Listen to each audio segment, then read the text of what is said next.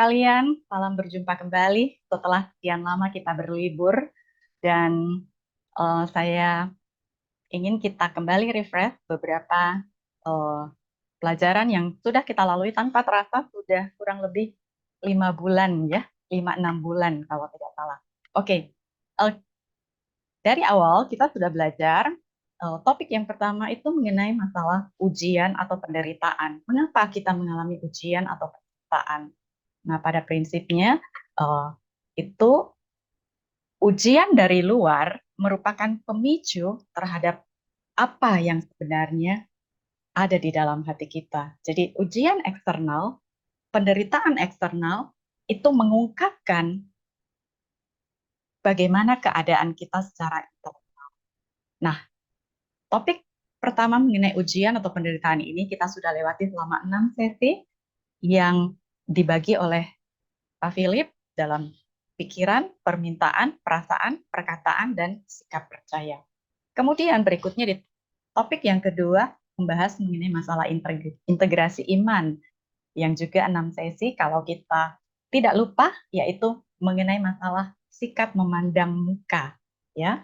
Bagaimana kita bisa mengatakan kita beriman, kita percaya pada Allah, tapi kita membeda-bedakan orang.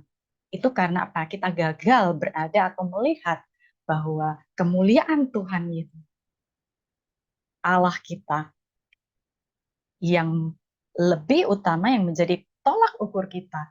Sehingga ketika kita gagal melihat kemuliaan Tuhan, maka kita jatuh kepada kemuliaan manusia dan memandang perbedaan-perbedaan dari sisi. Dan yang ketiga, topik yang ketiga itu adalah iman yang benar, yang kalau dalam judul flyer disebutkan iman aktif dan pasif ya. Itu di pasal 2, Yakobus pasal 2. Nah, di sini secara sepintas kita cepat saja melihat ringkasan pasal 1. Ujian eksternal menimbulkan ujian internal bertujuan mengungkapkan apa yang sebenarnya ada di dalam hati kita. Ya. Kemudian ringkasan pasal 2 mengenai true faith atau iman yang benar. Ya, sikap memandang muka dalam pengamalan iman terjadi karena kita gagal melihat dan berada di dalam kemuliaan Tuhan kita, Yesus Kristus. Nah, kemudian bagan ini menjelaskan kepada kita mengapa Yakobus melihat iman itu dari perbuatan atau dibuktikan oleh perbuatan.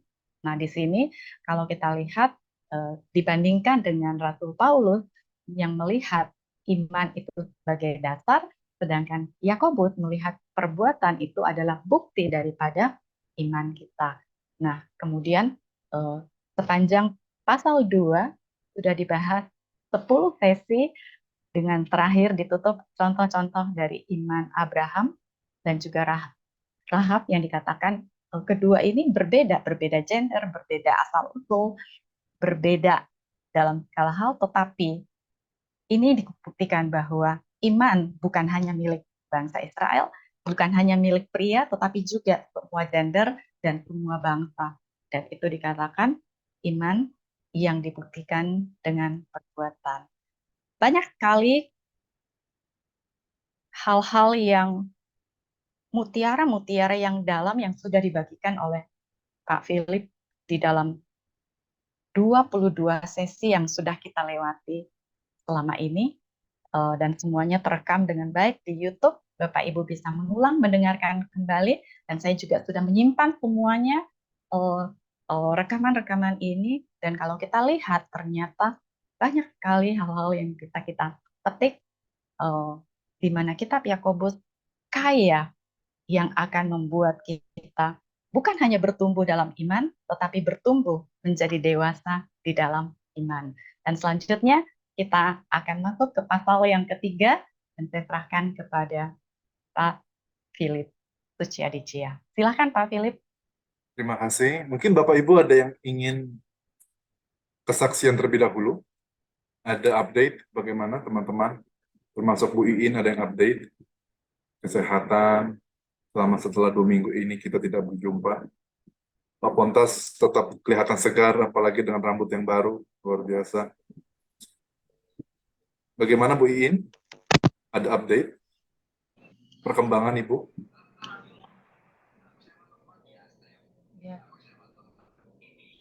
Shalom semua. Shalom Bu. Ya, terima kasih. Selama libur ini luar biasa sih ya. Saya agak sedikit drop sih badannya setelah saya masuk IGD. Besoknya kaki saya melepuh, tangan saya melepuh. Puji Tuhan sih ini udah bisa nulis ya. Udah hampir 2 minggu saya nggak bisa nulis. Hasil lab bone scan baru saya bisa ambil tadi Pak Philip. Hasilnya sih saya nggak ngerti bahasa kedokteran, tapi dia bilang ada di L4, lumbar 4 mungkin ya. Gitu. Nanti hari Selasa saya baru bisa update, karena saya baru dijelasin sama dokter Bobnya. Tadi juga suami saya sempat nanya sama tim yang ambil hasil lab, dia bilang, biasanya sih kalau ada kayak begini nih Pak, biasanya disinar lagi. Seperti itu sih Pak Philip. Mudah-mudahan dengan hasil besok hari Selasa, saya baru bisa diupdate sama dokter Bob. Semoga jangan disinar lagi karena nggak enak banget gitu ya. Tapi ya 2 minggu ini memang pinggul saya sakit sekali, itu aja sih. Tapi painkillernya juga biasanya kan saya minumnya sehari 2. Kemarin itu dinaikin sama dokter jadi 3 kali sih. Jadi eh, ya itu aja sih update-nya. Yang lain sih so far oke, fungsi hati membaik, ginjal membaik, kelenjar kiri kanannya mengecil, tapi memang konsentrasinya di tulang masih, terus terang masih ngilunya bukan main, nyerinya bukan main, itu aja sih. Ya dukung doa, cuma saya percaya, prosesnya memang harus saya jalanin. Jadi saya suka cita aja Pak Philip. Walaupun jalan saya udah kayak, kalau anak saya bilang, Mami jalannya kayak umur 80 tahun. Jadi saya mesti pakai tongkat kalau nggak, karena nggak boleh jatuh. Karena di panggul sebelah kiri saya itu sakit sekali gitu. Gitu aja sih. Tapi saya percaya progresnya yang lain membaik, tulang pasti baik. Itu aja sih. Itu aja Pak Philip. Terima kasih atas dukungan doanya semua. Terima kasih. Terima kasih Bu Iin untuk update-nya. Kami sangat senang sekali dan kami akan terus berdoa untuk Ibu. Oke, Bapak Ibu, ada lagi yang ingin bersaksi? Kalau tidak, mari kita bersatu dulu dalam doa ya, untuk kita masuk ke dalam firman Tuhan. Tuhan, Bapa kami yang surga, kami butuh hikmat-Mu, kami butuh Roh Kudus-Mu untuk menerangi kami, mendalami tulisan Engkau sendiri yang Kau pakai Yakobus. Kami tahu ketika Engkau sebagai pengarang utama, maka begitu banyak kekayaan, begitu banyak kedalaman, dan begitu banyak keindahan di dalam firman-Mu yang begitu sulit untuk kami pahami. Tapi kami mohon ya Bapak, agar kiranya Engkau memampukan kami, supaya kiranya kami boleh menggali sedikit daripada kedalaman firman-Mu ini ya Bapak. Terima kasih ya Bapak, berkati kami yang mendengarkan, berkati kami yang mempelajari, supaya kiranya kami bukan hanya menjadi pembelajar, tetapi kami menjadi pribadi-pribadi yang bertumbuh dalam kebenaran firman. Terima kasih ya Tuhan, ini doa kami hanya di dalam nama Tuhan Kristus, kami sudah berdoa dan syukur padamu. Amin. Oke.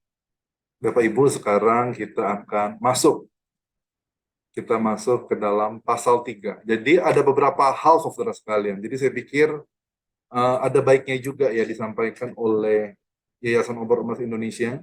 Mungkin saya akan secara garis besar gitu loh. Saya akan coba secara garis besar untuk bisa menyarikan semua ini gitu loh. Jadi pasal 3 mungkin kita akan selesaikan dalam beberapa kali pertemuan. Begitu Bapak Ibu. Ya, kita akan selesaikan dalam beberapa kali pertemuan. Ya, jadi mungkin ketika kita akan bahas secara detail lagi, mungkin itu di dalam waktu dan kesempatan yang lain. Tapi ini setidaknya kita dapat dulu nih, apa namanya, kerangkanya gitu. Saya ingin Bapak Ibu lebih fokus lagi kepada makronya, lebih besar lagi, lebih besar lagi, lebih besar lagi. Tapi saya akan memfokuskan kepada kerangkanya. Oke, itu Bapak Ibu. Jadi sekarang kita akan masuk ke dalam wisdom. Tapi saudara sekalian, kalau kita perhatikan, ini menarik saudara sekalian. Menariknya apa? Ketika dia masuk ke dalam ayat yang ke-1, jangan menjadi banyak buru-buru. Bahas itu. Itu bukan hanya sekedar saja gitu, bukan hanya Yakobus itu masuk secara tiba-tiba, tidak. Yakobus tidak masuk secara tiba-tiba, tetapi apa saudara sekalian? Di sini kelihatan saudara sekalian karena ada kata apa? Ada kata nah, you say. Jadi di sini sebetulnya di dalam pasal yang kedua itu Yakobus ya kan ada sudah memberikan kisi-kisi gitu, sudah memberikan pupuk lah gitu ya, untuk masuk ke dalam pasal 3, yang karena itu akan masuk ke dalam perkataan. Nah itu dia, jadi pasal 2 sudah bahas tentang perkataan, dan berikutnya pasal 3 akan dibahas lebih lanjut lagi tentang perkataan. Tapi sekali lagi, saya ingin bahas, Yakobus selalu mengingatkan kepada kita semua ya. Jadi Yakobus itu selalu ketika memulai topiknya, selalu mulai dengan apa Bapak Ibu? Mulainya dengan perintah. Ya kan? Selalu mulai dengan perintah. Selalu mulai dengan perintah. Nah, saudara sekalian, bisa nggak kira-kira memahami, kira-kira struktur pasal 3 itu seperti apa?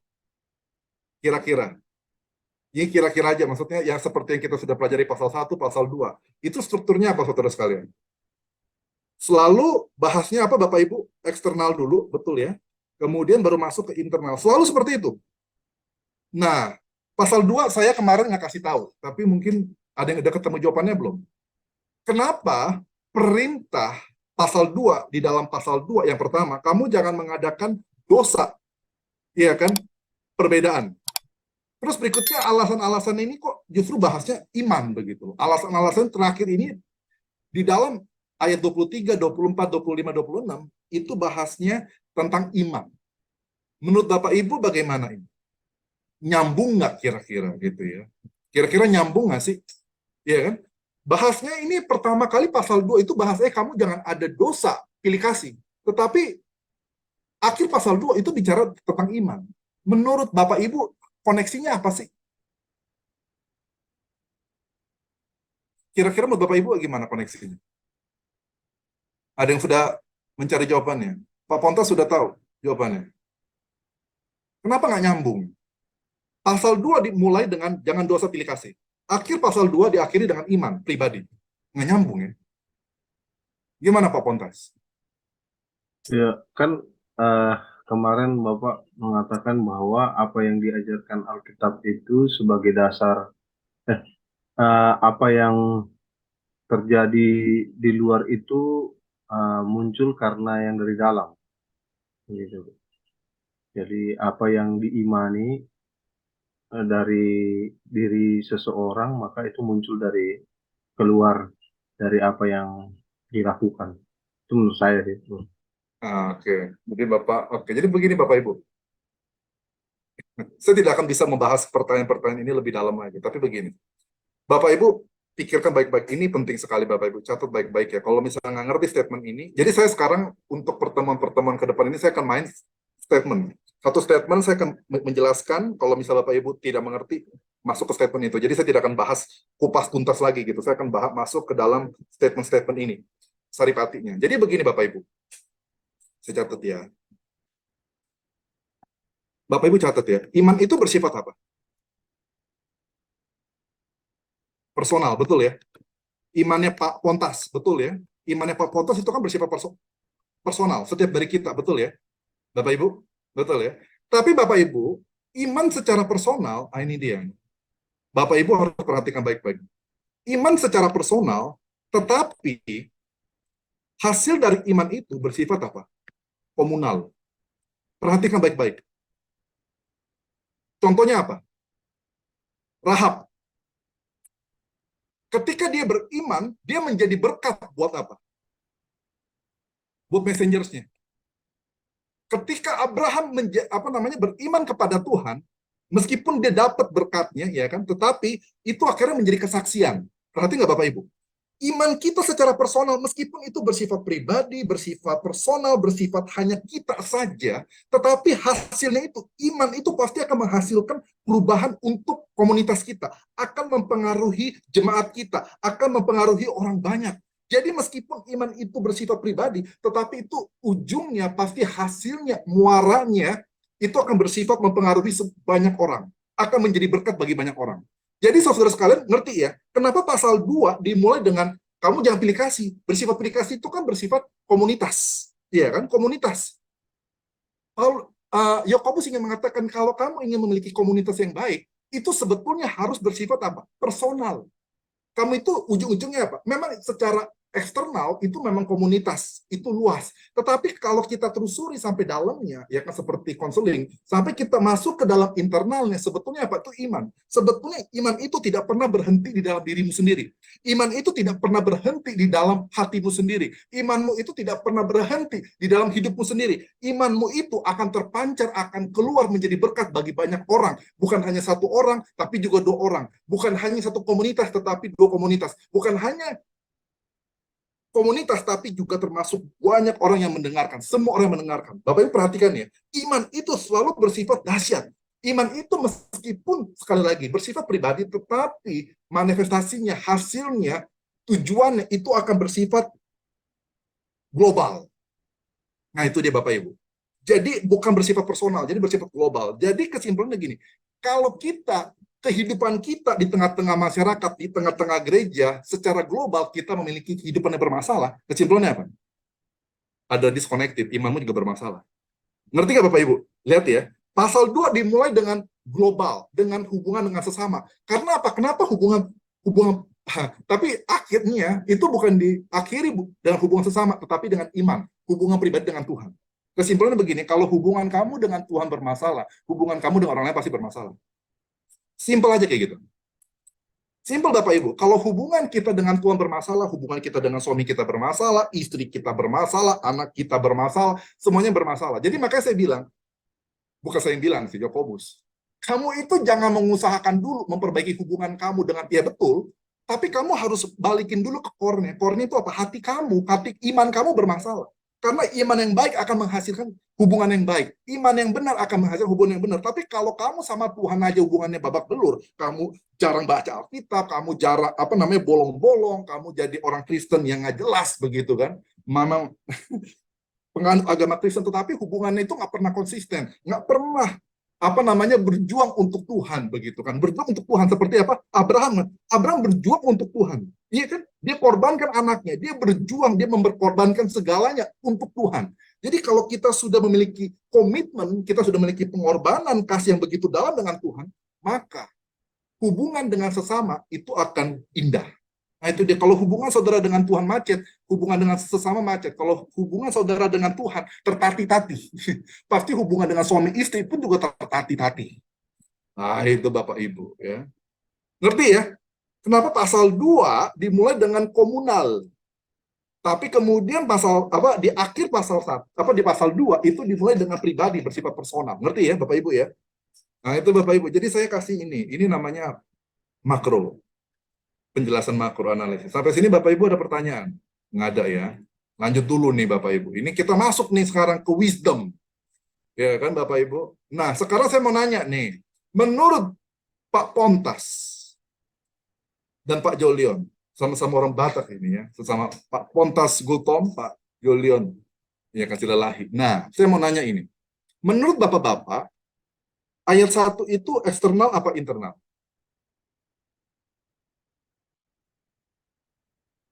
Eksternal. Eksternal, betul Pak. Ini eksternal.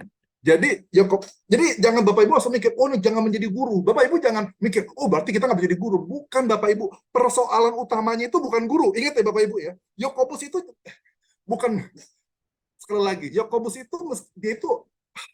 Jadi sekali lagi Bapak Ibu, jangan kita itu fokus kepada masalah eksternal yang memang masalah eksternal itu memang masalah. Tetapi Yakobus selalu bilangnya apa? Carinya itu apa?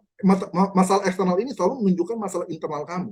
Nah itu dia. Jadi Bapak Ibu jangan fokus, oh berarti kita nggak mau jadi guru. Saya nggak mau jadi guru, saya nggak mau jadi pengajar, saya nggak mau jadi apapun, nggak mau jadi dosen. Nah itu bukan itu masalahnya Bapak Ibu. Bukan itu masalahnya, bukan eksternalnya. Itu memang masalah. Tetapi itu bukan masalah utamanya. Ngerti Bapak Ibu ya? Jadi jangan, ini dia, jangan menggali Alkitab dengan pemikiran sendiri. Jangan memahami Alkitab dengan pemahaman sendiri. Jangan mencoba menghidupi firman Tuhan dengan kehidupan kita sendiri gitu. Harus kita melihat konteksnya gitu kan. Nah, ini eksternal nih. Jangan menjadi banyak guru, saudara-saudaraku. Gitu. Bukan berarti nggak boleh jadi guru ya. Dia bilang apa? Jangan terlalu banyak jadi guru gitu. Nah, ini sekali lagi, ini eksternal. Dikasih tahu nih alasannya. Alasannya apa Bapak Ibu? Tadi kalau kita masuk ke dalam pasal 2, alasannya ya kalau kita gabungkan dengan pasal 2, alasannya apa? Pasal 2 ingat nggak? Kamu ngomongnya apa, kamu ngelakuin apa. Betul ya? Kamu jangan menjadi guru, kenapa? Kalau kita hubungkan dengan pasal 2 dengan konteksnya, karena apa? Karena kalau kamu menjadi guru, kamu menjadi pengajar, kamu menjadi pemimpin, perkataan kamu dengan perbuatan kamu harus konsisten, harus sinkron. Nggak boleh disconnected. Jadi perkataan dan tindakan kamu itu harus terkoneksi, harus terintegrasi. Nggak boleh putus. Nah itu dia, kita nanti Yakobus bahas lagi. Tapi ini kalau kita bahas ya, dari pasal 2 ya, apa hubungannya? Kenapa kita nggak boleh jadi guru? Karena guru itu bukan hanya sekedar perkataan, tetapi juga kehidupan. Nah itu dia. Guru itu juga sebagai kehidupan. Nah, itu alasan yang pertama. Lalu berikutnya, alasan yang berikutnya adalah, alasan apa Bapak Ibu? Kenapa kita jangan jadi guru? Karena dia bilang apa? Ujungnya itu kita akan menerima hukuman yang lebih besar, penghakiman lebih besar.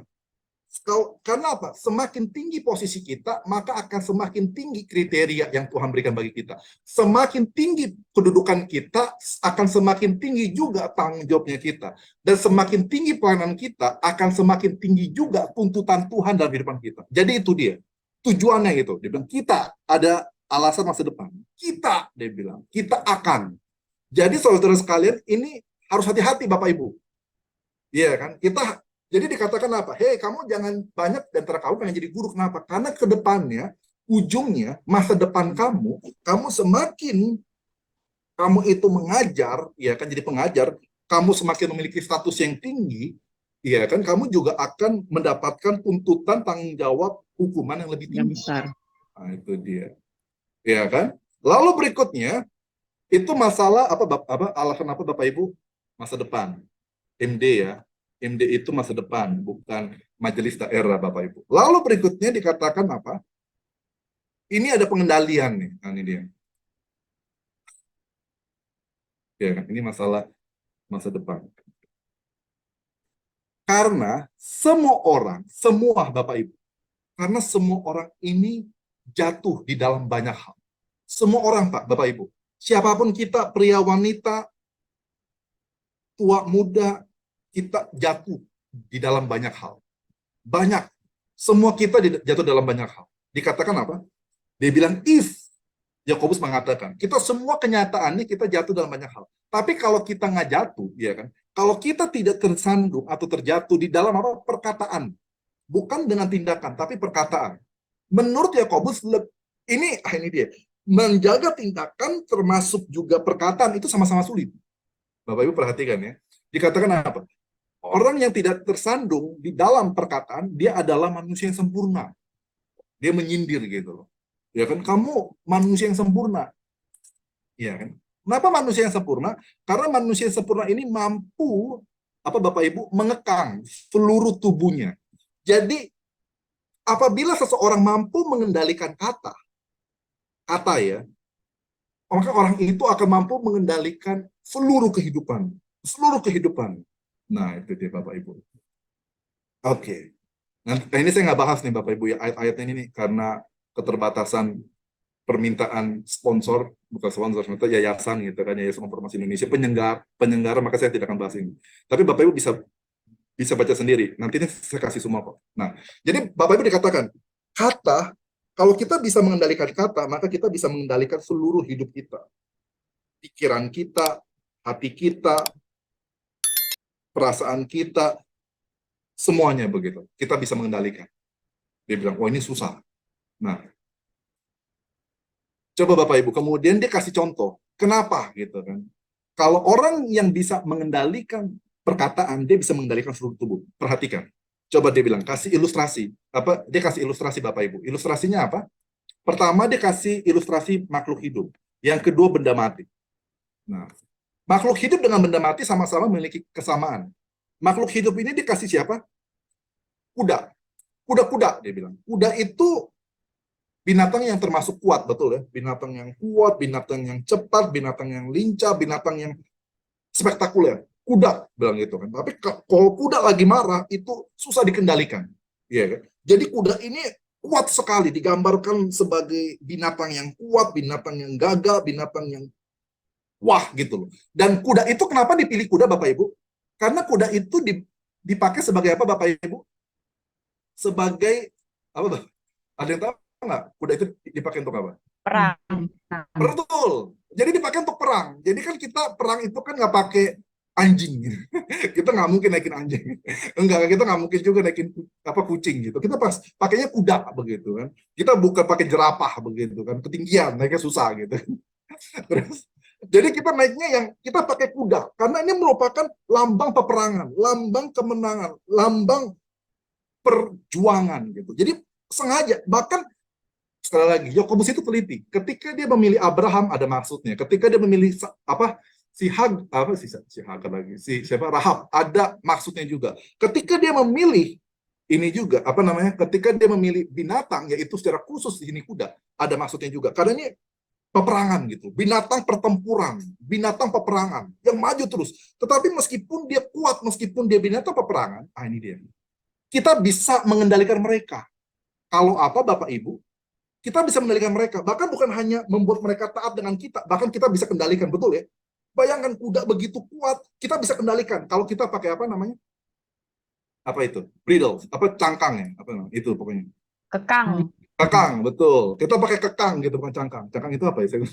Apakah itulah. Jadi kita pakai apa? Kekang gitu. Kita pakai kekang. Iya, kita bisa pakai tali kekang. Bayangkan, binatang yang begitu kuat, binatang yang begitu kuat, perkasa, binatang pertempuran, tapi kita bisa kendalikan dia. Bukan hanya mereka taat sama kita, tapi kita kendalikan dia. Ke kiri, ke kanan, lompat, ke sana, ke sini, bisa. Kenapa? Cuma dikekang saja mulutnya. Nah, makanya, jadi Bapak Ibu perhatikan ya. Hey, pertama apa? Teacher. Lalu berikutnya bukan masalah teachernya, tapi dikasih tahu masalah apa Bapak Ibu? Mulut. Nah ini dia, ting ting ting ting ting ting. Nah saya mau nanya Bapak Ibu. Sekarang menjadi pertanyaannya adalah Bapak Ibu si penuh jawabannya. Menurut Bapak Ibu, apakah mulut ini sudah menjadi internalnya? Sudah menjadi permasalahan internalnya apa belum? Yang disampaikan oleh si Yakobus. Sudah belum? Ini menggelengkan kepala berarti belum. Nah, nanti kita akan bahas. Jadi ini, Yakobus itu selalu bawanya itu semakin lama semakin dalam, detail. Teacher, kemudian ke mulut. Ya kan? Bayangkan binatang yang begitu kuat, tapi kalau mulutnya itu kita pakaikan kekang, kita bisa mengendalikan dia. Dia itu udah nggak berkuasa lagi. Itu pakai makhluk hidup, pakai benda peperangan, tapi juga kita pakai apa? Nah, itu dia. Si Yakobus bukan hanya pakai makhluk hidup, tetapi pakai benda mati. Pakai benda mati. Benda mati ini apa? Kapal. Kenapa pakai kapal? Sekali lagi, Pak Jolion, kenapa pakai kapal, Bapak Ibu? Pak Jolion.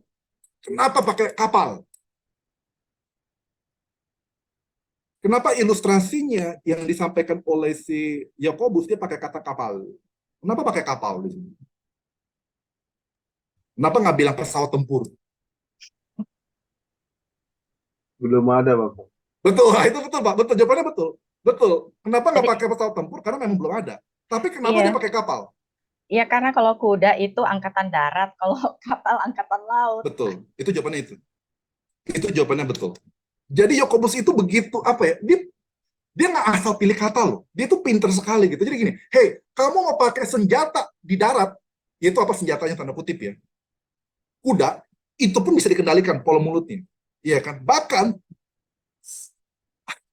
senjata di laut, senjatanya maksudnya ya, itu adalah apa? Kapal. Kapal perang pun, ya kan? Ketika perang, jadi bukan hanya di darat, tapi juga di laut. Itu pun sama-sama dikuasai oleh apa? Yang kecil itu. Yang kecil ini, nanti saya akan kasih tahu. Jadi itu gitu ya, konsepnya adalah, baik itu senjata perang yang paling hebat di darat, senjata perang yang paling hebat di laut, itu semuanya itu ada kelemahannya. Kelemahan itu yang paling kecil itu. Kelemahannya apa? Mulut. Nah, kita bahas ya, benda mati. Dikatakan apa? Meskipun apa Bapak Ibu, kapal, ya kan kapal dikatakan apa? Bukan kapal kecil, tetapi ini kapal yang besar. Kapal dikatakan apa? So great. Jadi kapal yang sangat besar, bukan hanya besar, tapi yang sangat besar. Iya kan? Lalu berikutnya dikatakan apa? Kapal yang sangat besar, terus kemudian apa Bapak Ibu? Kemudian digerakkan oleh apa? Oleh apa, Pak Pontas? Angin. Angin, betul, Bang Julian. Betul, angin. Nah, sekarang pertanyaannya begini, kenapa si Yakobus harus bilang pakai angin juga sih? Kenapa, Pak Julian? Kenapa? Kenapa harus dia bilang ini? Ada angin yang keras.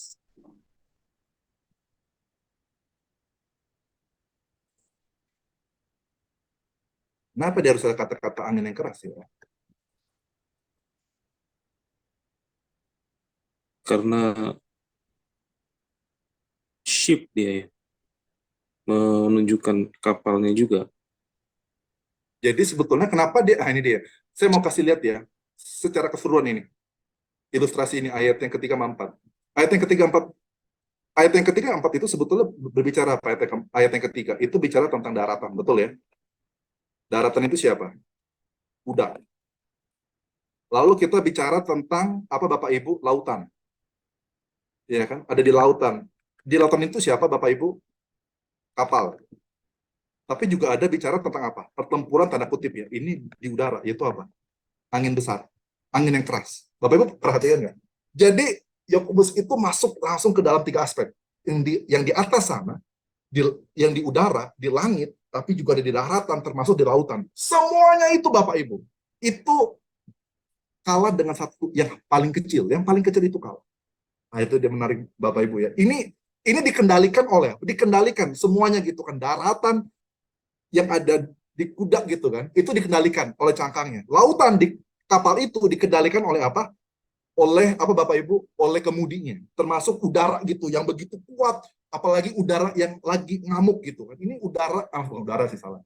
Angin yang begitu besar, yang begitu kuat, yang begitu ngamuk, itu angin yang begitu dahsyat itu yang lagi kacau balau begitu itu bisa dikendalikan juga, ya kan? Ketika menimpa kapal bisa dikendalikan juga. Nah, ini Bapak Ibu lihat ya. Jadi ini bisa ada satu, ya jadi ini tiga hal ini. Ada udara, daratan, lautan. Itu dikendalikan oleh siapa Bapak Ibu? Dikendalikan oleh siapa? Ting ting ting ting ting. Perhatiin nggak? Ada kontras. Great, besar, sangat besar. Dikendalikan oleh apa? Pakai istilah apa? The smallest. Dikendalikan oleh apa? Kemudi yang paling kecil. Kemudi kecil. Kapalnya gede banget itu kan. Kapalnya gede banget, tapi kemudi cuma kecil. Nggak mungkin kan kapalnya, nggak mungkin. Kemudinya lebih gede pada kapal, kan nggak mungkin. Itu kan kacau. Jadi bayangkan kapal yang begitu gede, meskipun kapal itu sedang dihancurkan, sedang diterpa oleh angin, tapi bisa dikendalikan itu. Oleh apa? Oleh apa Bapak Ibu? Oleh kemudinya. Yang paling kecil. Paling kecil itu bisa dikemudikan. Dikemudikan kemanapun. Bapak Ibu, kemanapun. Bapak Ibu perhatikan baik-baik ya. Sebetulnya dari dari ayat yang keempat sebetulnya kita harus sudah tahu. Oke, saya mau tanya ke Leni. Tadi Leni bicara itu kan kita tadi ada teacher eksternal. Lalu berikutnya ada maut. Ada maut. Kata Leni tadi maut itu bukan dasarnya. Bukan dasarnya. Jadi menurut Leni apa nih kalau bukan dasarnya?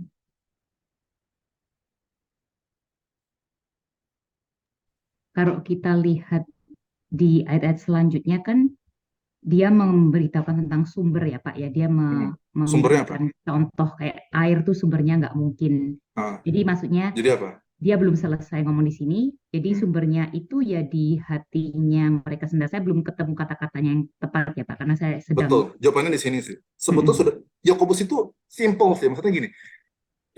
Enggak, Yakobus itu soalnya gini loh. Sebelum dia bahas ke topik selanjutnya yang lebih jelas gitu loh. Dia itu pasti sudah kasih tahu kisi-kisinya dulu. Dia sudah kasih tahu dulu jejak-jejaknya. Dia sudah kasih tahu dulu gitu loh. Apa namanya petunjuk-petunjuknya. Ada petunjuk-petunjuknya pasti. Petunjuk-petunjuknya apa Bapak Ibu? Desire sama wants. Ini penting. Ini penting Bapak Ibu. Kenapa mulut kita kacau? Karena mulut kita itu merefleksikan dari keinginan kita. Nanti akan dibahas nih Bapak Ibu.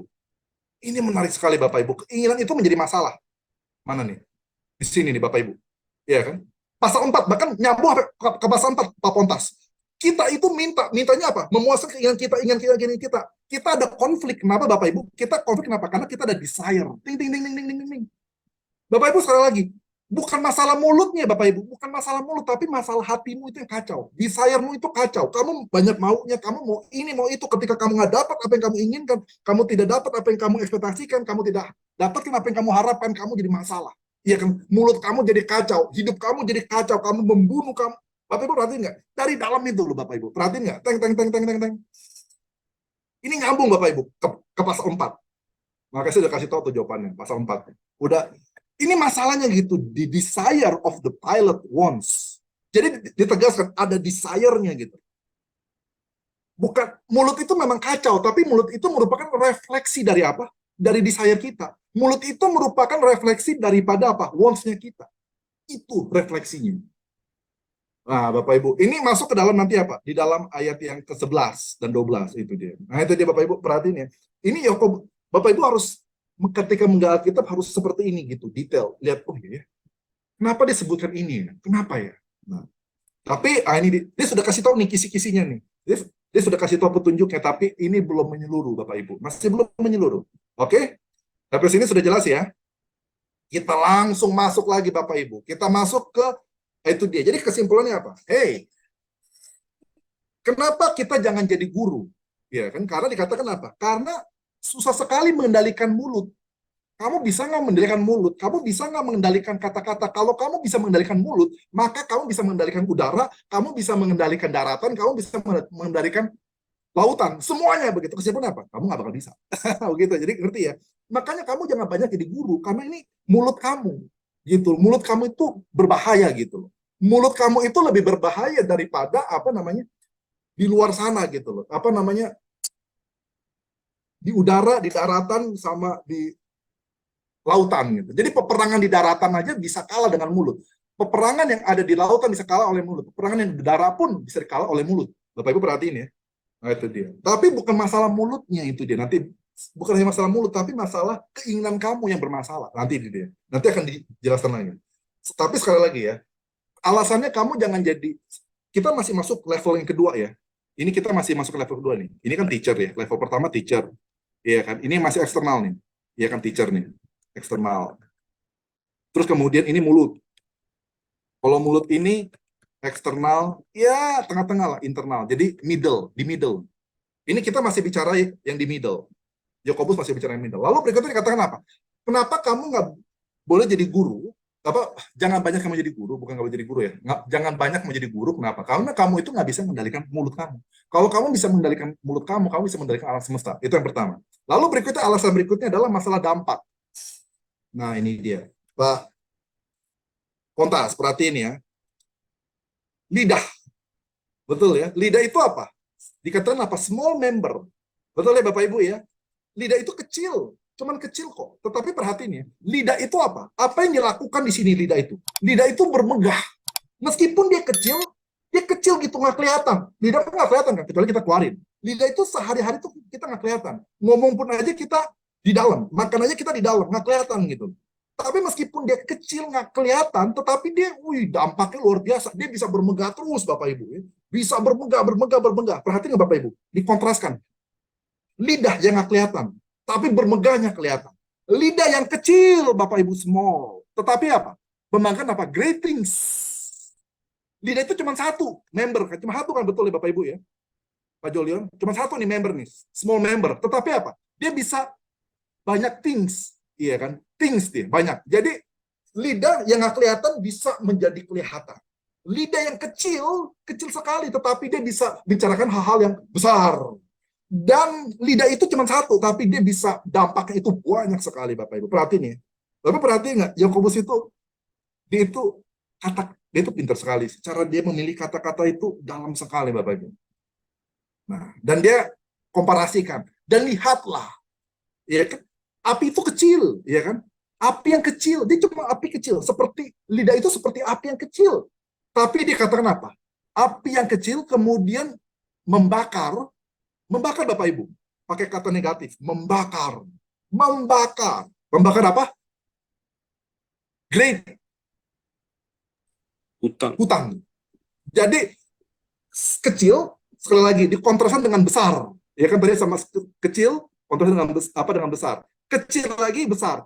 Api yang api gitu loh. Dengan hutan, satu hutan begitu. Bapak perhatikan ya. Sama seperti ini. Jadi inilah lidah gitu. Dia cuma kecil, nggak sadar gitu kan. Tapi itu dampaknya itu besar. Bukan hanya besar, ya kan, tapi juga banyak.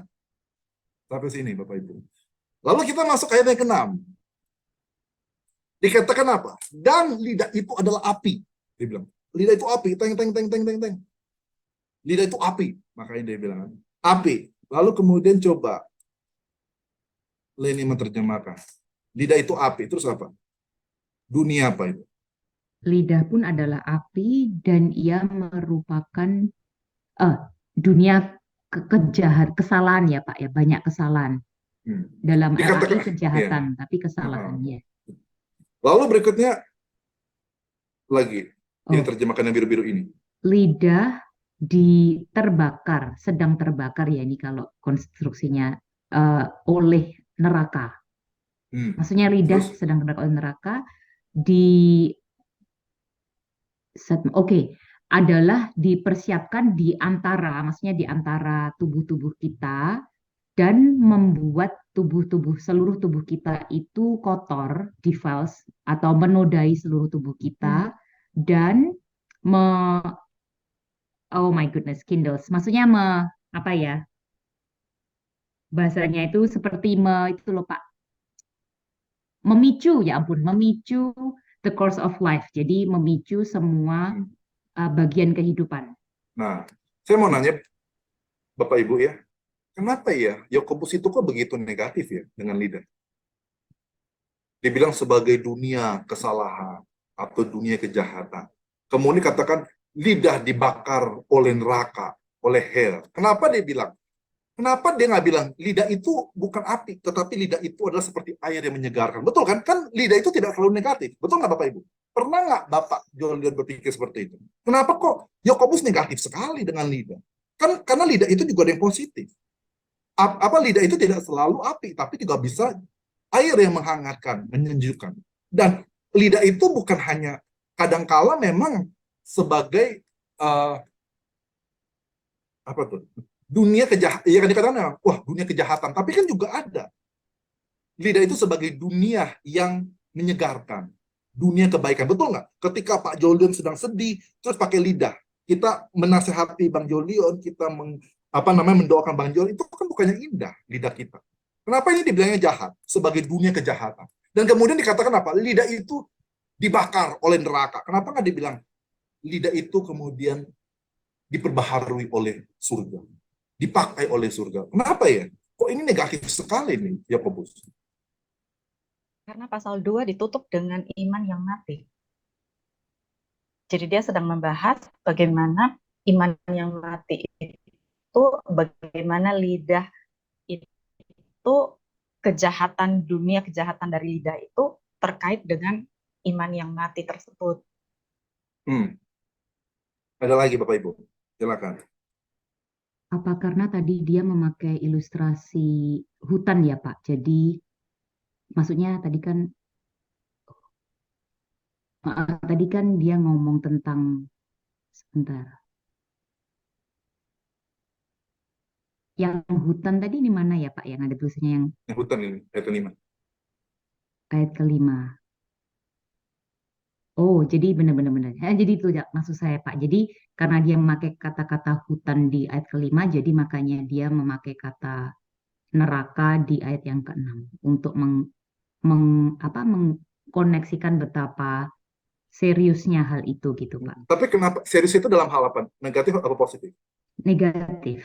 Iya, tapi ya itu dia pertanyaan saya adalah kenapa Yakobus tidak menyampaikan seriusnya itu juga positif juga, biar adil gitu.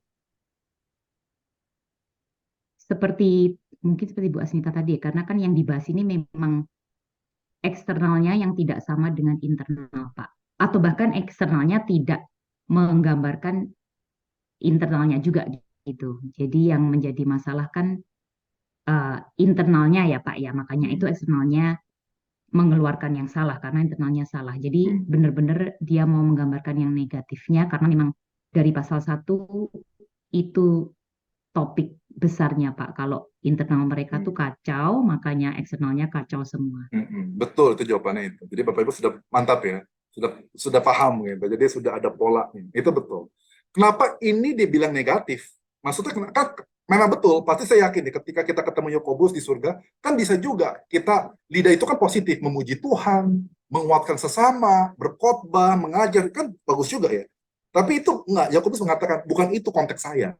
Karena seringkali Bapak Ibu ayat ini sering dipakai. Hei, kamu ingat ya, lidah itu negatif-negatif. Bukan itu. Poin itu bukan lidah. Poinnya Yakobus itu bukan lidah, bukan mulut. Poinnya apa? Di sini. Bagaimana mungkin, iya kan? Nah, ini dia kan. Dari mulut yang sama, keluar berkat dan kutuk. Bagaimana mungkin dari sumber yang sama, itu keluar air yang manis dan yang pahit? Nggak mungkin gitu loh. Tapi ini kan, itu dia. Kenapa Yakobus ngomong begini? Kesimpulan apa, Pak Jordan? Kenapa Yakobus ngomong begini? Karena yang nggak mungkin ini, nggak masuk akal ini, sudah terjadi di masa lalu. Betul nggak? Makanya Yakobus bilang, ini sebetulnya nggak masuk akal. Jadi sebetulnya gini Bapak Ibu, dari mulut yang sama kita keluar pujian, memuji Tuhan, dan juga kutuk, itu sudah terjadi di masa Yakobus. Dan Yakobus mengatakan ini nggak masuk akal.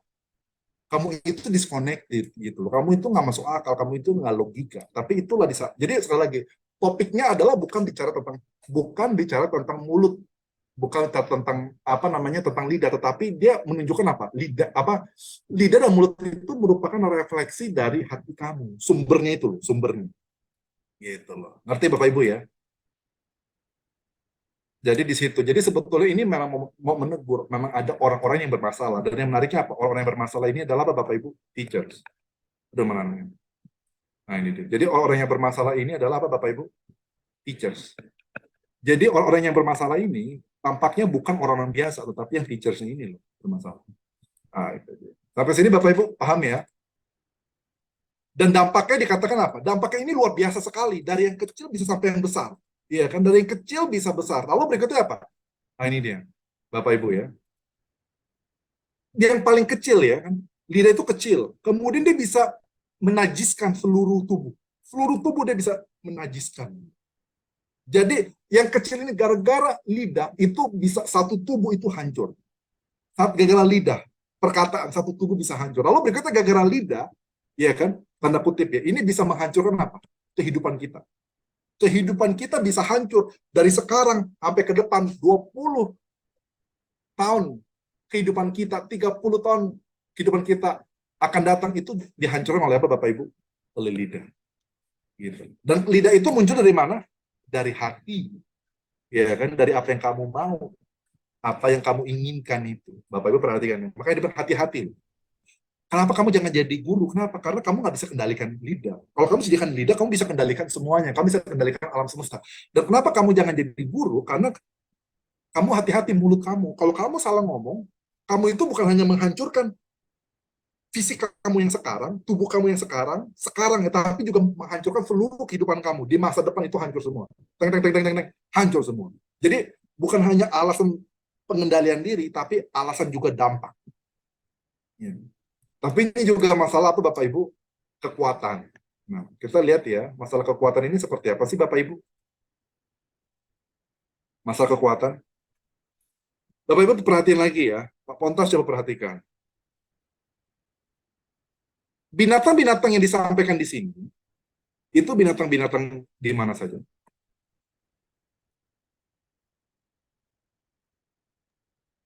Seperti yang tadi, Pak. Betul Darat, ya? laut, Iya betul. Ini di udara, ya kan? Reptiles itu di darat, ini juga di darat. Lalu berikutnya ini apa? Di laut. Bapak Ibu, Yakobus itu begitu komprehensif, perhatikan nggak? Itu luar biasa itu. Yakobus itu pintar sekali. Gitu. TNI ya, alutsista. TNI, betul, TNI Angkatan Laut, Angkatan Darat, Angkatan Udara begitu loh. Ini dia bahas lagi gitu loh, semuanya kan. Bahkan semua binatang, semua makhluk hidup yang ada di udara kah, di daratan kah, di lautan kah, itu semua ditaklukkan oleh siapa? Manusia.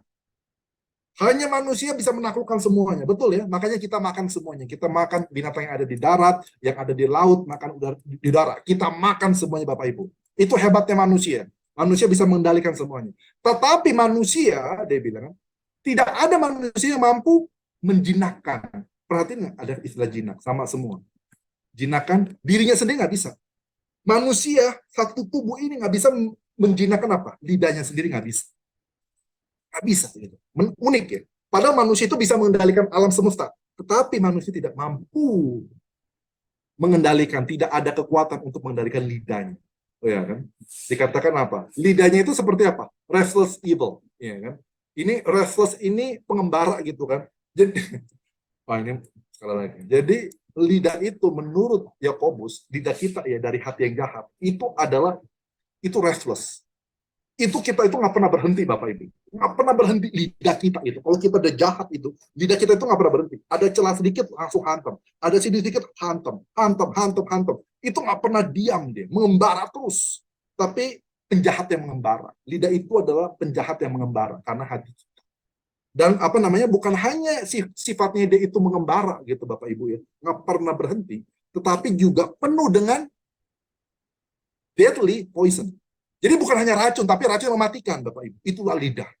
Jadi itu luar biasa kuatnya. Kuatnya itu begitu luar biasa. Sampai lidah itu bisa lebih kuat daripada alam semesta, daripada manusia itu sendiri. Bahkan bisa lebih berkuasa daripada kehidupan. Ya kan? Ada deadly poison. Racun yang mematikan. Bukan hanya racun biasa, tapi ini racun yang mematikan Bapak Ibu. Itulah lidah. Oke Bapak Ibu sampai sini ya. Lihat ya. Jadi kita sudah masuk ke teacher. Sekali lagi. Habis itu lebih detail lagi di bawah. Masuk ke mouth atau lidah. Oke. Kemudian kita masuk lagi ya Bapak Ibu. Ting ting. Nah ini dia. Masuklah sekarang Bapak Ibu. Ini masuk kemana? Ke sini. Kita baru tahu akhirnya, oh kita ngerti Bapak Ibu. Sebetulnya masalahnya itu bukan di lidah.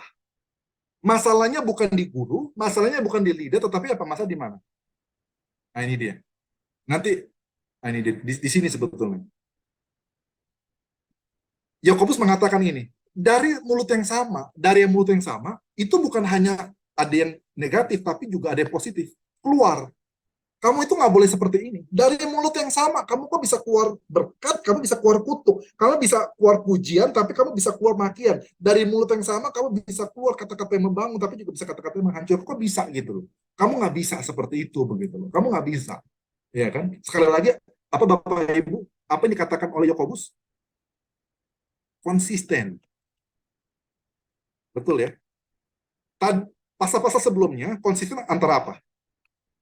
Konsisten antara apa Bapak Ibu? Tindakan dengan perkataan. Ya kan? Tapi sekarang konsisten juga, tetapi di antara sesama perkataan. Perkataan dengan perkataan. Kamu konsisten. Nah, itu Bapak Ibu. Perkataan. Ini gitu. Dia bilang ini. Jadi hal yang ini antara dari mulut yang sama, itu nggak boleh gitu loh. Keluar blessing maupun nama cursing itu nggak boleh. Nggak masuk akal gitu. Bagi Yakobus ini ada masalah gitu. Alasannya apa Bapak Ibu? Iya kan? Bisakah satu sumber itu menghasilkan air yang manis dan yang pahit dari opening yang sama? Nggak mungkin dia bilang. Nggak bisa. Tapi kok manusia bisa Bapak Ibu ya? Kok manusia bisa Bapak Ibu?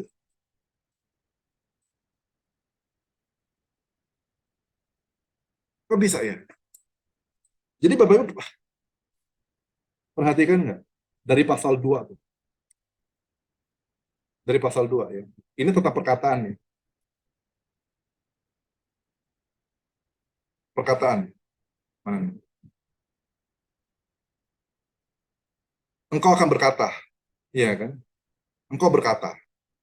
Aku maksudnya gini, engkau punya perkataan, ya kan? Tapi aku punya ini, ya kan? Perkataan.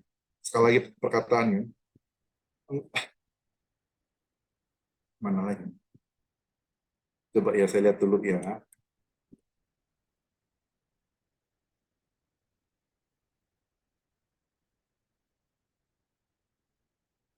Nah, ini dia, ayat 14. Jadi Bapak Ibu perhatiin ya. Ayat pasal yang kedua, itu perkataan. Nah, ini saya hapus dulu deh semuanya. Pasal 2, itu enggak. Sama-sama itu pasal 2 apa namanya pasal 2 dengan pasal 3 itu sama-sama ada bicara perkataan. Tapi pasal 2 ayat 14 itu bicara apa? Perkataan itu hubungannya dengan siapa? Dengan Tuhan. Kamu mengatakan kamu percaya sama Tuhan. Kamu mengatakan kamu punya iman dengan Tuhan.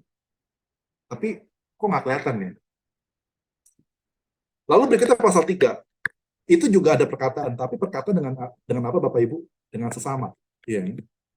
Dengan sesama atau mungkin juga dengan Tuhan. Lihat kan ya? Bukan hanya kamu mengatakan kamu punya iman, tetapi kamu mengatakan berkat. Ya kan, kamu memberikan berkat, kamu memberikan pujian, tetapi pada waktu yang sama kamu juga mengutuki, kamu juga menghancurkan, kamu juga menghina-hina orang lain sesamamu. Perhati nggak Bapak Ibu? Ini ada ketidakkonsistenan begitu. Ngerti Bapak Ibu ya? Sama-sama perkataan, tapi satu sepertinya itu lebih, pasal 2 itu lebih condong kepada Tuhan. Iya kan? Lalu iya kan? Aku punya iman, seolah-olah dia menunjukkan relasi dia dengan Tuhan. Tapi sebetulnya perkataan dia menunjukkan relasi dia dengan Tuhan itu bermasalah. Pasal 3 menunjukkan relasi dia dengan, karena perkataan relasi dia dengan sesama dia bermasalah. Nanti itu lanjut ke pasal 4. Sampai sini, Bapak Ibu ada pertanyaan tidak? Enggak, ya saya lanjutin dulu ya. Tinggal mana ini? Oke, saya mau ke sini dulu. Mana ini? Oh, ini dia. Lalu iya kan, pakai ilustrasi sumber air, pakai ilustrasi pohon. Iya kan, pohon ini apa? Pohon ara dengan apa namanya? Dia bilang, bisakah pohon ara menghasilkan apa ini? Olive. Iya kan? Bisa nggak? Bisa. Atau bisakah apa namanya? Anggur menghasilkan pohon ara? Nah, bisa. Bisakah yang pahit apa yang manis bukan manis apa namanya yang asin menghasilkan manis? Nggak bisa. Nggak bisa Bapak Ibu. Intinya apa? Ini nggak bisa Bapak Ibu. Ini nggak ada hubungan, maksudnya nggak bisa gitu. Jadi alasan logika, jadi nggak mungkin gitu. Tapi gini kan, kenyataannya kita banyak kayak ketemu orang ya, mulutnya satu, lidahnya satu, tetapi hasilnya dua, ada blessing sama cursing. Kok bisa ya? Jawabannya apa? Nah, itu dia sumbernya nih. Maksudnya, ini sekali lagi, dia ingin buktikan ini bermasalah. Dia bermasalah, Bapak Ibu. Ini bermasalah. Saya lanjutin dikit ya, Bapak Ibu ya. Kita masuk ke ayat 13. Ayat 13. Coba saya minta Leni coba menerjemahkan. Siapa yang bijaksana dan berpengertian di antara kamu semua, biarlah dia menunjukkan perbuatannya dari perbuatannya yang baik dalam hikmat yang penuh kelemah lembutan. Bapak Ibu, dikatakan begini. Teachers. Betul ya? Kemudian kita masuk ke maut. Lalu berikutnya kita masuk ke source. Ya kan, tadi kan dibilang sumbernya kan. Terus sekarang menjadi pertanyaannya begini. Ini source yang seperti apa ya? Ada kata apa? Wise. Lalu berikutnya ada kata apa? Understanding. Ada istilahnya apa? Ini ada wisdom. Jadi source kita itu berasal daripada wisdom. Gitu. Itu berasal dari wisdom. Nah, kita mau nanya Bapak Ibu. Siapakah yang bijak dan berpengertian di antara kamu? Bapak Ibu.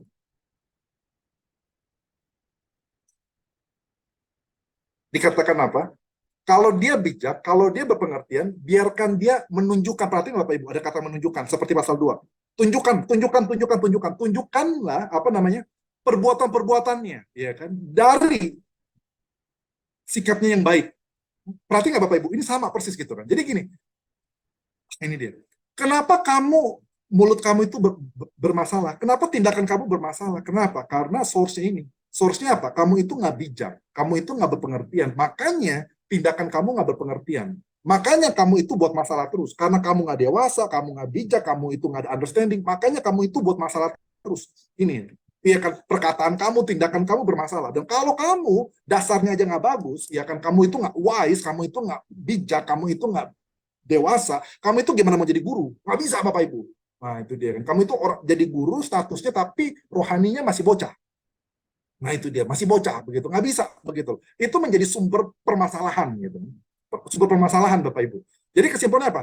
Dia bahas nih sumbernya gitu kan. Kamu itu bijak nggak sih? Kamu itu dewasa nggak sih? Kamu itu memiliki pengertian nggak? Kalau kamu punya pengertian, tunjukin. Perbuatan-perbuatan kamu, tunjukin perbuatan-perbuatan kamu, tunjukin aja lah. Dari, apa namanya, iya kan? Perbuatan-perbuatan kamu, dari sikap kamu, ya apa, dari hikmat. Nah, ini dikatakan, apabila kamu itu dikatakan apa? Kamu itu punya jealous, ya kan, cemburu yang pahit. Bukan hanya jealousy, tapi bitter. Bukan hanya kamu punya jealousy, tapi juga bitter. Lalu berikutnya, kamu bukan hanya punya ambisi, tapi selfish. Di mana, Bapak Ibu? Teng, teng, teng, teng. Di mana, Bapak Ibu? Hati. Sekali lagi, perhatiin nggak di hati kamu? Masalahnya di sini. Kata-kata kamu bermasalah, tindakan kamu bermasalah. Karena apa? Hati kamu bermasalah. Hati kamu itu bermasalah gitu. Hati kamu bermasalah gitu. Hati kamu seperti, kenapa hati kamu bermasalah? Karena apa? Kamu tidak menerima hikmat yang dari atas, dari surga. Kamu nggak menerima hikmat dari atas. Enggak. Tapi kamu menerimanya apa? Hikmat, dikatakan apa? Hikmat dunia. Hikmat yang tidak rohani. Bahkan hikmat dari setan. Ya. Dikatakan apa? Karena dikasih tahu nih, alasannya, sumbernya nih. Ya kan? Sumbernya apa? Kalau sumbernya hati kita itu ada jealous, ada selfish ambitions, maka hasilnya apa, Bapak Ibu? Hasilnya apa? Disorder, kekacauan, maupun setiap hal yang buruk itu muncul. Kalau hati kita bermasalah, sekali lagi, hati kita nggak dewasa, hati kita kacau balau begitu, hati kita kacau balau, itu kekacauan udah pasti itu. Pasti terjadi. Perhatiin nggak? Alasannya, sumber ke hasil. Balik nih. Jadi, Yakobus di pasal 3 itu menarik. Dia dari eksternal, dia bahas ke internal, betul ya, Pak Pontas? Kemudian dari apa namanya, dari internal, kemudian dia bahas lagi eksternal di sini. Dibalik, dia kasih tahu. Iya kan? Lalu, nah, tapi dia bilang hikmat dari atas yang pertama adalah apa? Murni. Dia bilang murni. Murni, kemudian apa? Peaceable gitu. Damai, lembut, ready to listen, ya kan? Penuh dengan belas kasihan. Apa? Ada buah-buah baik, ya kan? Tidak ragu-ragu. Ya kan? Tidak ragu-ragu. Tanpa kemunafikan begitu. Bapak Ibu. Jadi ini sekali menarik. Bapak Ibu, saya mau nanya Pak Pontas, apa hubungannya pasal 3 dengan pasal 2?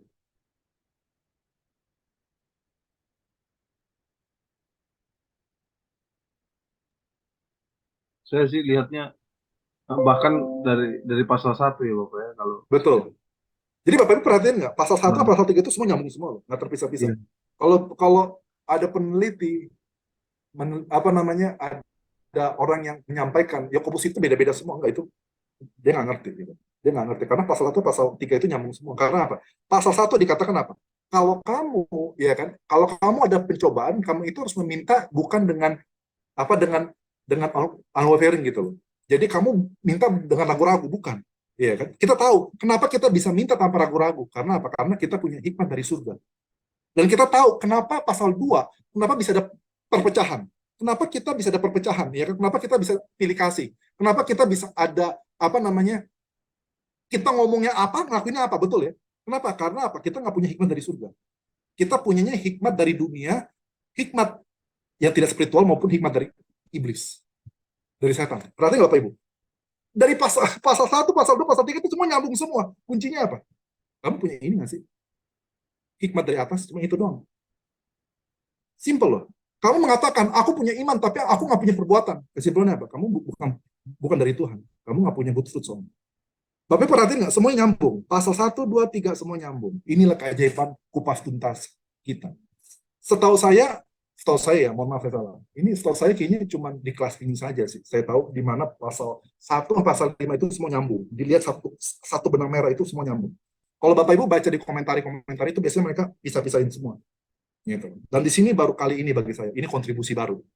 Yang bukan di Scopus tetapi di YouTube, di Zoom, ya kan, kontribusi baru. Di mana membaca kitab Yakobus itu semua nyambung semua, dari pasal 1, 2, 3, semua.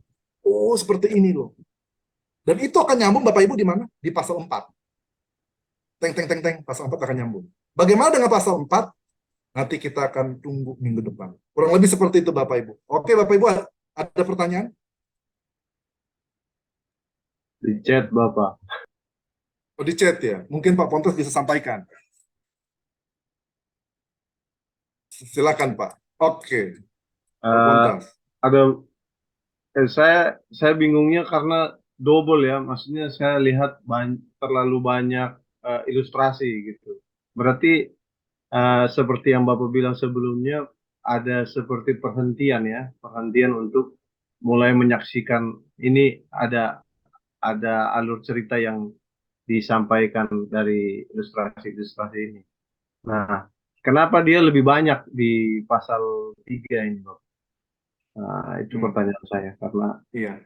Jawabannya ini Pak. apakah sudah memuncak atau bagaimana?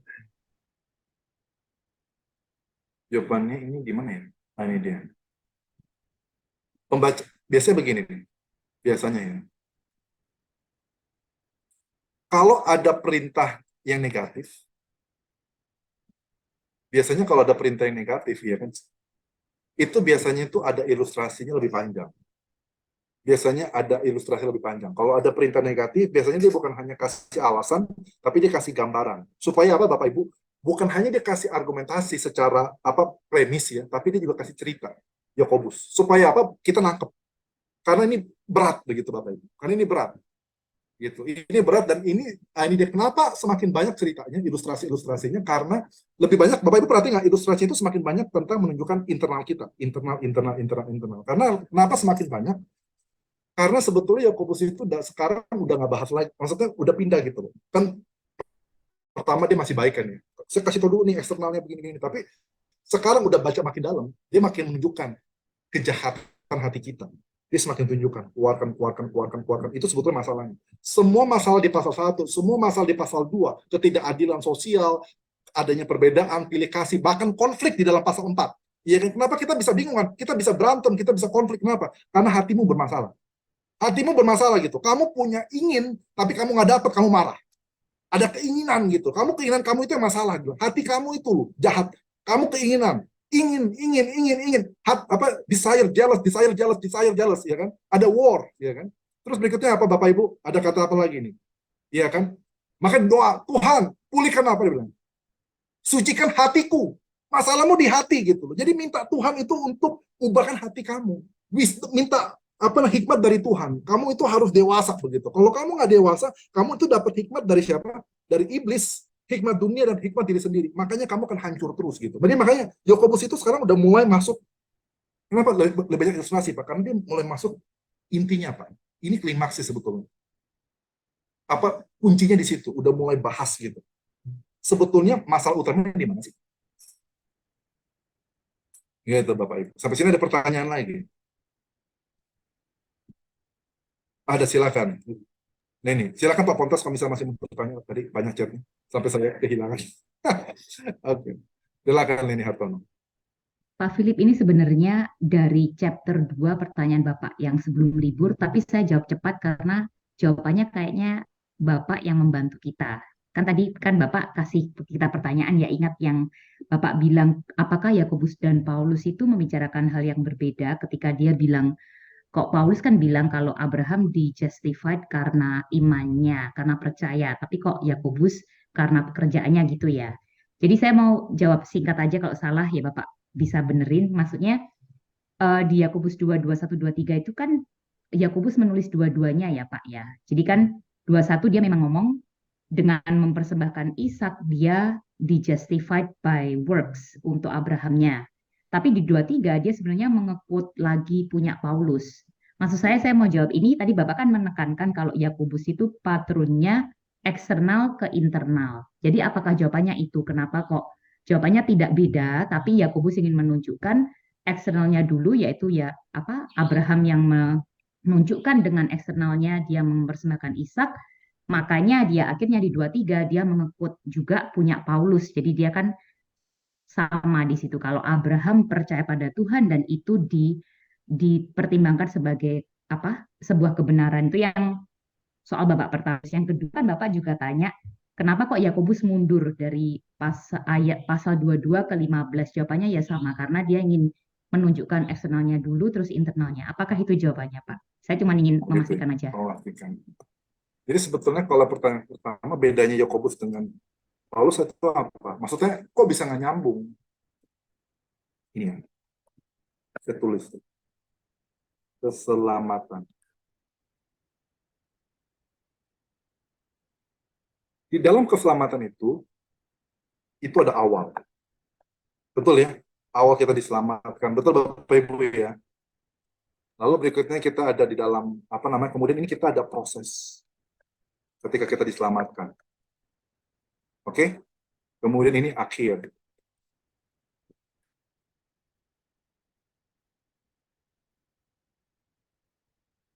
Harus kita akuin, Bapak Ibu, awal keselamatan kita dengan akhir keselamatan kita, itu dua-duanya apa? Itu dalam kadarnya Tuhan. Betul kan? Gitu. Itu kadarnya Tuhan. Ketika kita pertama kali diselamatkan, kita itu dibenarkan oleh Tuhan.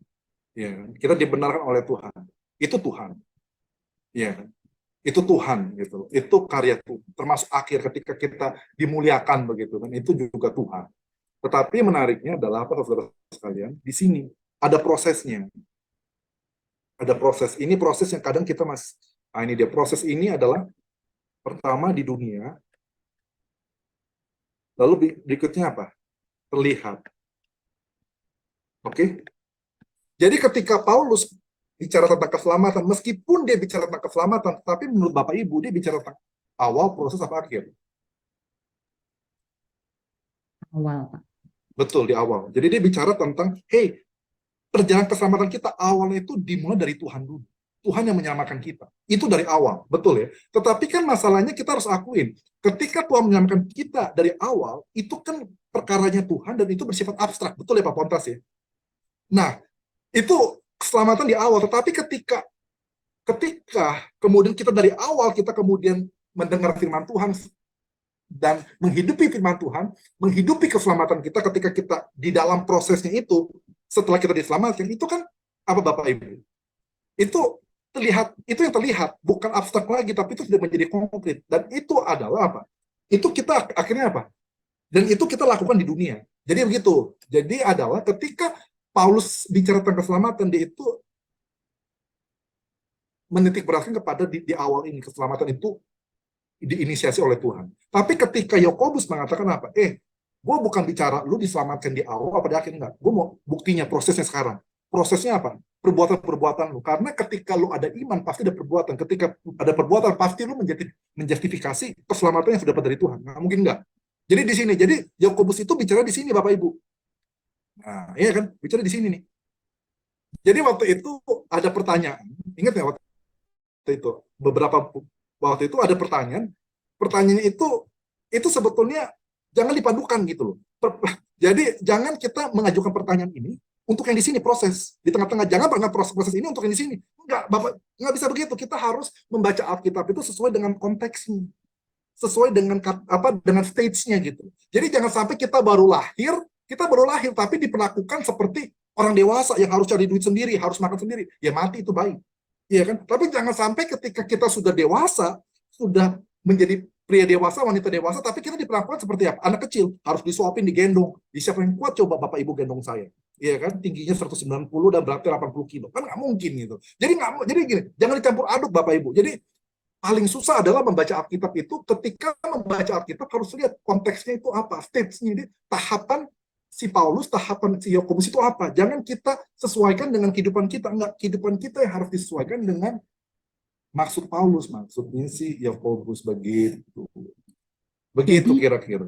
ayat 23 itu dia mengekut Paulus tuh untuk, apakah boleh kita ngomong untuk menunjukkan kalau, kan dia di dua-dua ngomong ya Pak ya, kalau iman dan perbuatan tuh bekerja bersama-sama. Jadi apakah untuk menunjukkan kalau dia tidak kontradiksi dengan Paulus, Pak? Kok dia mengekut Paulus yang di 23 itu? Nah, ayat 23. Bagaimana tentang ayat 23? Iya kan? Dia apakah dia ngutip Paulus, apakah dia ngutip kitab Kejadian? Karena saya kasih tahu kan ada Kejadian 15 ayat 6. Gitu. Ya Jadi maaf, maksud saya Kejadian betul, tapi kan Paulus pakai itu ya Pak, maksudnya gitu. betul. Tapi masing-masing berbeda. Tapi gini loh, menariknya, nah ini dia. Ayat yang sama tapi digunakan untuk dua cerita yang berbeda. Dua tahap yang berbeda. Sama tetap masih dalam konteks keselamatan, tapi diceritakan untuk di sini dan maupun untuk di sini. Terus bagaimana ini nanti ini?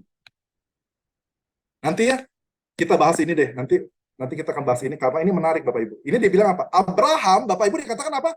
Friend of God. Betul Bapak Ibu? Nah ini Bapak Ibu perhatiin ya. Friend of God. Tapi Bapak Ibu perhatikan ya. Abraham sahabat Allah di dalam apa namanya? Yakobus 2 ayat berapa? 23. Tapi perhatiin di sini. Ya. Dikatakan apa? Sedangkan kamu bukan friend of God, tapi kamu adalah apa? Friend of the world. Bapak Ibu tanya, saya itu sahabat Allah apa sahabat dunia? Saya itu sebagai sahabat Allah atau sebagai musuh dari Allah? Ini Bapak Ibu. Mau tahu? Mari kita lihat. Perhatiin ya, Bapak Ibu perhatiin nggak ada kata apa? Pejina. Ada pejina, Pak Pontas. Ada pejina nih, 4. Tapi ayat pasal 2 ayat 25 itu juga ada kata pelacur. Siapakah pelacur itu? Rahab. Kesimpulannya apa? Lebih bagus Rahab daripada kamu. Bapak Ibu, tajam loh Yakobus. Masih mending Rahab yang hancur, wanita sundal daripada kamu. Bejina. Kamu itu bejina apa? Kamu itu nggak dewasa, kamu itu kacau, dibilang hidup kamu hancur, hati kamu nggak beres. Kamu ini kacau. Kamu itu udah musuh Tuhan. Bukan hanya kamu musuh Tuhan, tapi kamu itu bejina yang lebih parah daripada si Rahab. Rahab, kita bilang Rahab parah, tapi kamu itu lebih parah sebetulnya. Nah, dari Bapak Ibu nanti ya, kita pelajari Bapak Ibu pasal 4 supaya lebih semangat lagi. Terima kasih Bapak Ibu. Silakan Pak Pontos pertanyaan terakhir. Nah, itu kan karena mereka bicara kepada brother ya, maksudnya saudara-saudara. Tapi ada juga tentang api neraka ini Bapak. Masalahnya itu nih Bapak. Apakah makanya lebih bisa jadi berdampak kepada keselamatan gitu atau bagaimana? Api keselamatan di sini apa? Neraka ya Pak ya? Di sini. Iya. Api neraka kan, lidah itu. Karena apa? Lidah itu kan gini kan. Kan buru. Terus bawahnya itu apa? Lebih dalam lagi. Mulut kan. Mulut dikatakan apa? Mulut itu sebagai neraka. Kan? Dibakar oleh neraka. Kenapa bisa dibakar dari neraka? Karena apa? Sumbernya apa? Setan. Setan itu kan di neraka. Simple Pak. Udah Pak. Karena kamu sumbernya dari setan, hikmat kamu dari setan, kamu nggak bisa berpikir positif, kamu nggak bisa berpikir rohani, kamu nggak bisa berpikir seperti Tuhan, kamu mikirnya iblis, pepecahan, kecewa, sakit hati kamu terus gitu kan, jealous, ambisi pribadi. Akhirnya apa? Lidah kamu dibakar dari hati kamu, dari setannya itu, dari hati kamu yang setan itu, makanya lidah kamu kebakar api neraka. Tindakan kamu akhirnya apa? Menghancurkan semua orang. Ya. Maka ada kata apa Bapak Ibu? Perhatiin ya. Tadi kan betul ya, Bapak Ibu. Tadi ada kata apa? Horse. Makhluk hidup sama ship itu apa?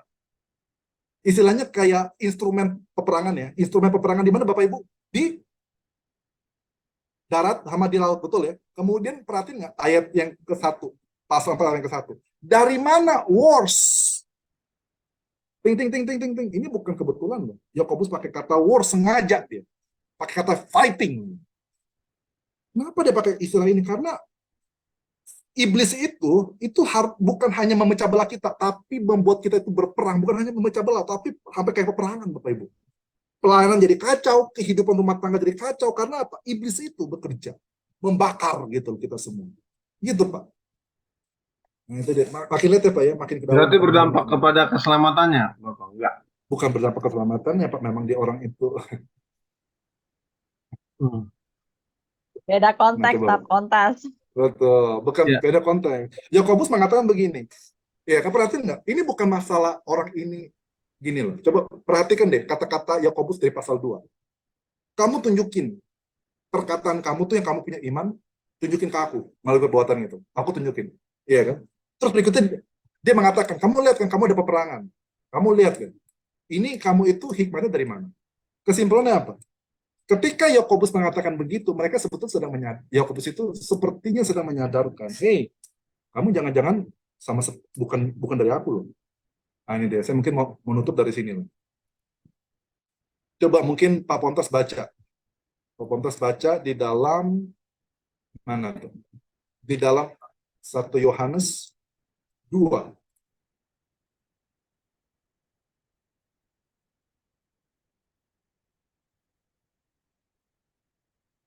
Berapa Bapak?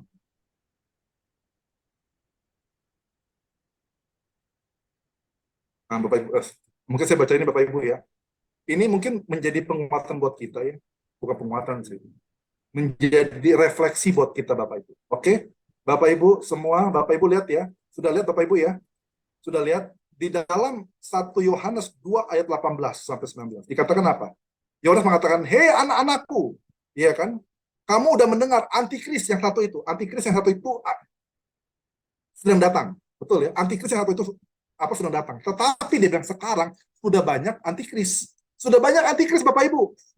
Pak Pontas sudah banyak antikris dari zamannya, bukan zaman sekarang, bahkan dari zamannya Yesus, dari zamannya si Rasul Yohanes saja sudah banyak antikris, Pak. Sudah banyak Pak antikris. Jadi jangan bilang, wah ini baru antikris. Enggak, sudah banyak.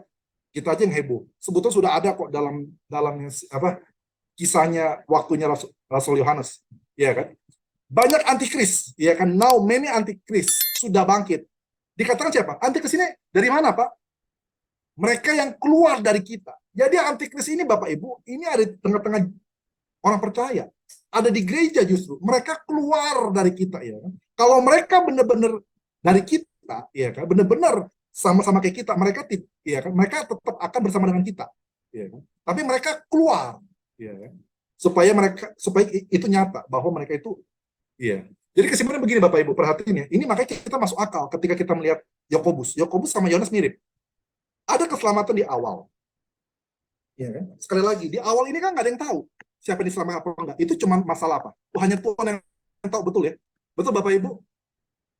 Tapi yang kita tahu ini apa? Prosesnya. Semua orang bisa sama-sama masuk gereja, semua orang sama-sama bisa berdoa, semua orang sama-sama bisa melayani. Tetapi proses itu akan menunjukkan mereka ini antikris apa bukan. Itu Pak. Justru antikris ini bukan di luar sana Pak. Justru menurut Yohanes, antikris ini adalah mereka dari dalam gereja Pak, dari komunitas kita. Semoga antikris ini tidak muncul dari komunitas kupas tuntas ini. Sedih Bapak Ibu. Online community, iya kan? OEI gitu kan. Banyak antikris muncul, setengahnya setidaknya. Sedih sekali Bapak Ibu, jangan gitu ya. Jadi ini dari kita Pak. Gitu, sama kan seperti Yakobus kan. Hei, kamu ini bilang udah diselamatkan, ini proses kamu kok bermasalah ya hidup kamu ya.